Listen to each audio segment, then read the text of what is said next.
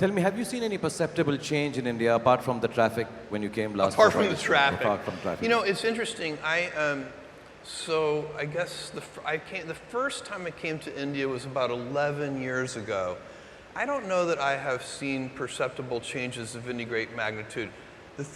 What I would actually say is that I notice there's certain things that seem to me to be the same, and I love those things. One of the things I notice every time I come here is that there is so much energy here, and dynamism, and color.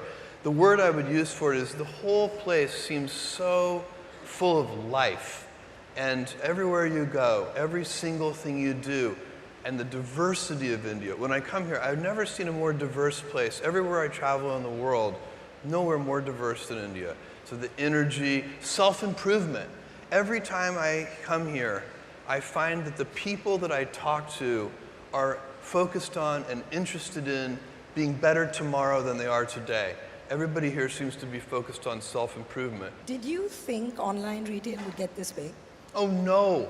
So, you know, when I started Amazon, it was 25 years ago. I started Amazon in 1994. When I went to seek investors, the first question I had to answer is, what is the internet? None of my investors had ever heard of the internet. And the idea that I had in mind was to build a bookstore. I realized that we could build a store which would have every book ever printed in any language, in print or out of print, and we could do that online. It would be impossible in a physical store, and that was the founding idea of Amazon. But did I expect what would happen today? No. You know, we started, I've been at Amazon when it was one person, me, when it was 10 people, when it was 100 people, when it was 1,000 people, and today, when it's more than 700,000 people and approaching 70,000 people just here in India.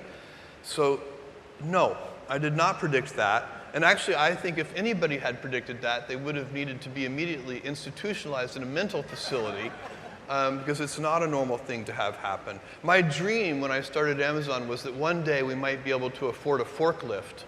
So it's been a very fun journey for me. And by the way, I still tap dance into work. I'm having so much fun. Is there anything you don't sell on Amazon? Anything we don't sell? Yeah. Or anything you tried to sell and didn't work? Anything you've decided not to there go are things through? we tried to sell that didn't work. We tried to sell a phone called the Fire Phone, and we worked on it for 4 years, and no one bought it. I think my mother bought one. And I don't think she was that happy with it.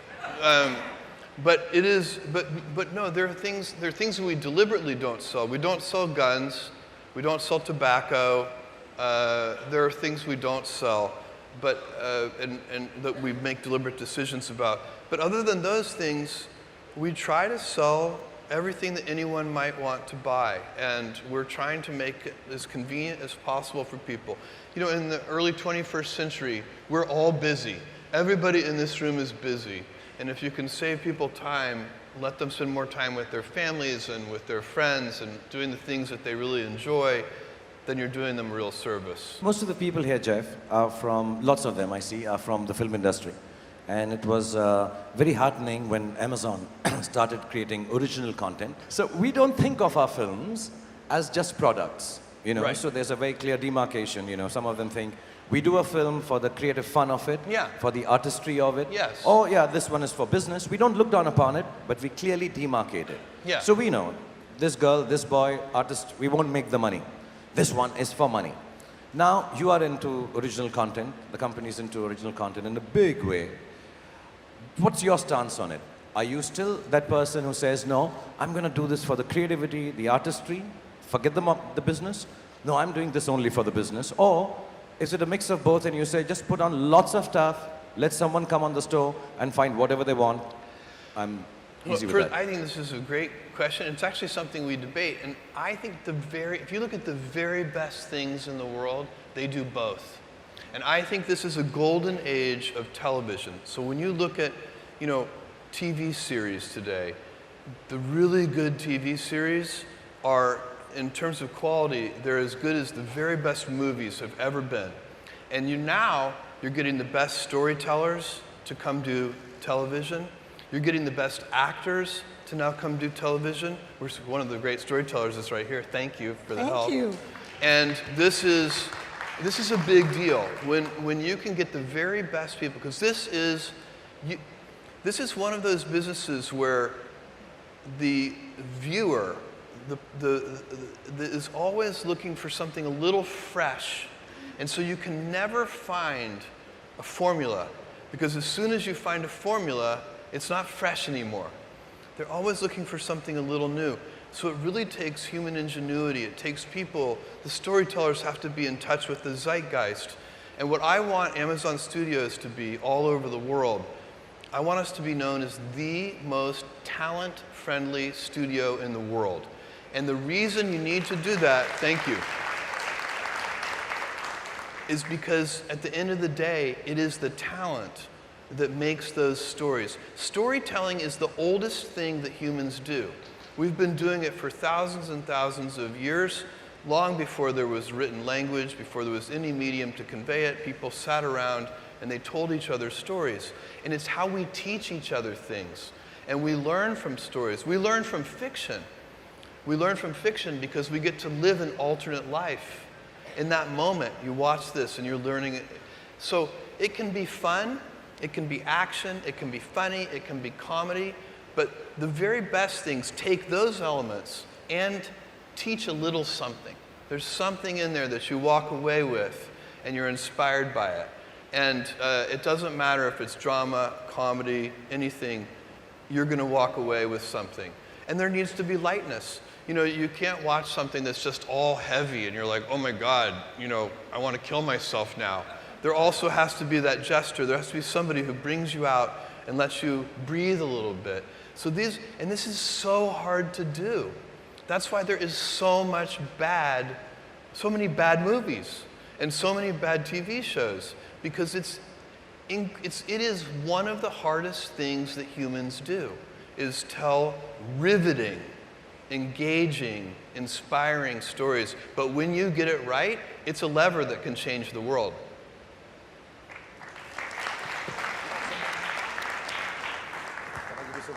Are you a competitive producer? Or my what? A competitive producer, and I don't mean business-wise, I mean creatively.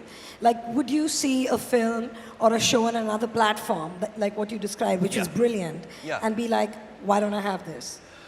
Well, I have regrets. I mean, we've turned down things that later were so good, I wish we hadn't turned them down. But we've also picked up things that other people turned down, and we've made them great. And so the truth is, the storytelling is infinite. If I tell a good story, it doesn't make your story bad. There is not, these are not substitute products.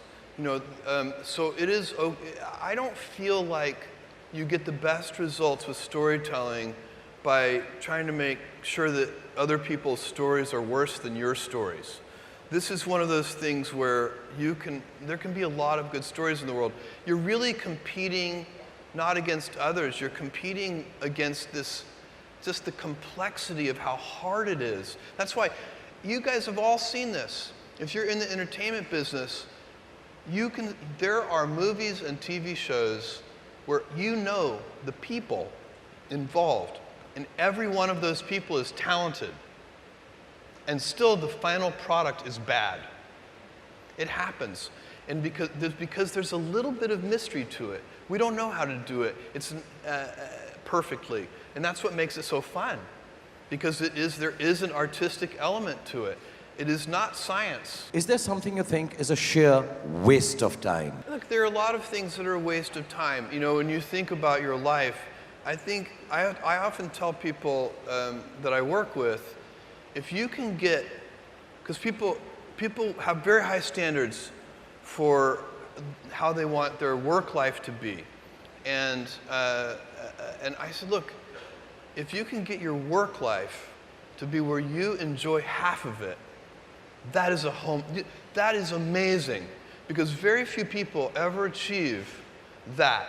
Because the truth is, everything comes with overhead. That's reality. Everything comes with pieces that you don't like. You could be a Supreme Court justice, and there's still going to be pieces of your job you don't like.